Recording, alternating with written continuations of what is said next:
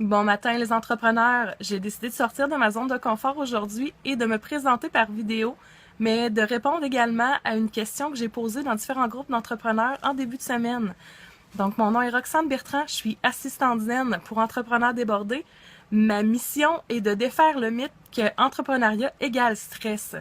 Moi, je suis là pour vous alléger l'esprit et vous décharger des tâches administratives que vous détestez. Donc, vous pouvez me rejoindre sur ma page Facebook qui est le Roxane Bertrand Assistante Zen ou sur mon site internet roxanebertrand.ca. Et Roxane ne prend qu'un seul N, sinon vous n'arriverez pas sur ma page. Donc, je suis maman de deux beaux garçons de 7 ans et 3 ans. J'adore les super-héros, les séries américaines, la bouffe-taille et le vin. La question donc que j'ai posée aux différents entrepreneurs cette semaine, c'est à savoir quelles sont les 5 grandes qualités qu'un entrepreneur doit posséder pour réussir en affaires.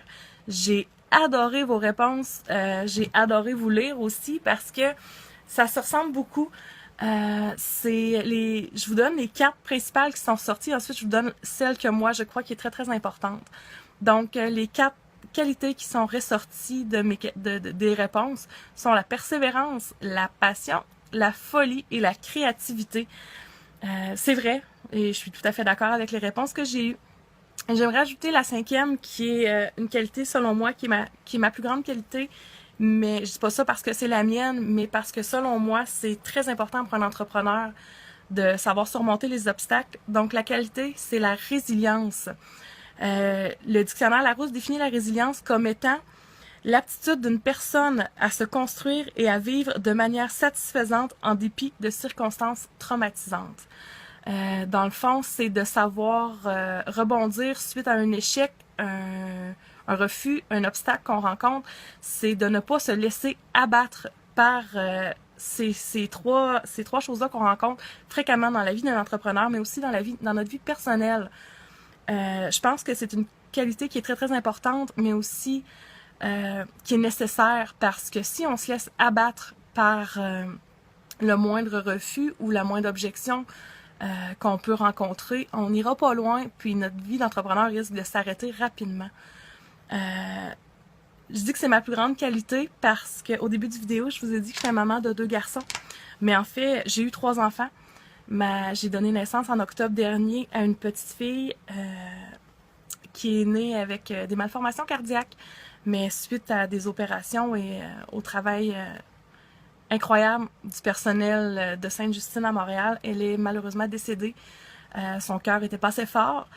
Je dis pas ça pour faire pitié, je dis pas ça pour pour m'apitoyer sur mon sort, mais pour vous montrer qu'on peut se sortir, qu'on peut utiliser ce type d'épreuve, parce qu'on s'entend que c'est la pire épreuve qu'un parent peut vivre.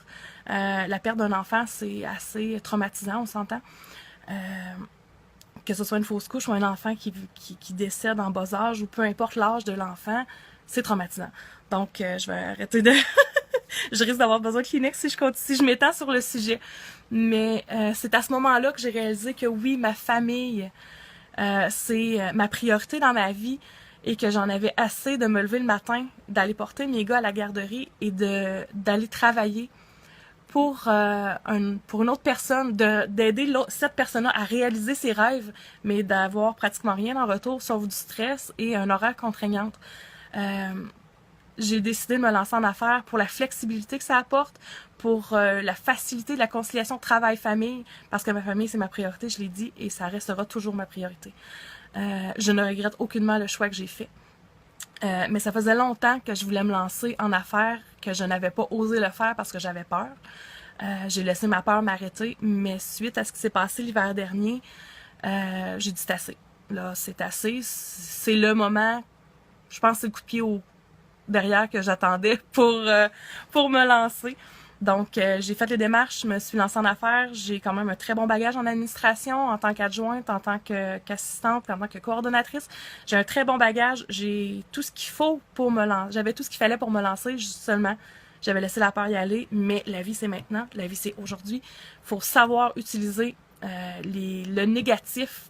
Il faut l'utiliser en leçon. Il faut le transformer en positif pour être capable d'avancer dans la vie. Donc, je pense qu'en tant qu'entrepreneur, d'utiliser un refus, une objection, un obstacle, un concurrent pour aller de l'avant, c'est ce que ça prend. Il faut savoir utiliser ces choses-là à notre avantage. Donc, j'espère vous avoir donné un peu de pep ce matin parce que c'était mon objectif de vous dire de ne pas lâcher. Poursuivez vos rêves. Ne laissez rien vous atteindre. Utilisez-la comme les leçons. Je dis pas de fermer les yeux et de faire comme si ça n'existait pas, mais poursuivez vos rêves. Vous avez tout ce qu'il faut entre les mains pour y arriver. Donc, je vous invite à visiter mon site internet www.roxanebertrand.ca ou ma page Facebook qui est le Roxane Bertrand Assistandienne. Ajoutez-moi comme amie si ça vous tente. Vous allez voir, je suis une fille super funny. J'ai une belle joie de vivre. Oui, des fois, c'est un peu de marabout, mais c'est des choses qui arrivent. Donc, merci beaucoup et j'espère vraiment que mon petit vidéo vous aura plu ce matin. Bonne journée, à la prochaine!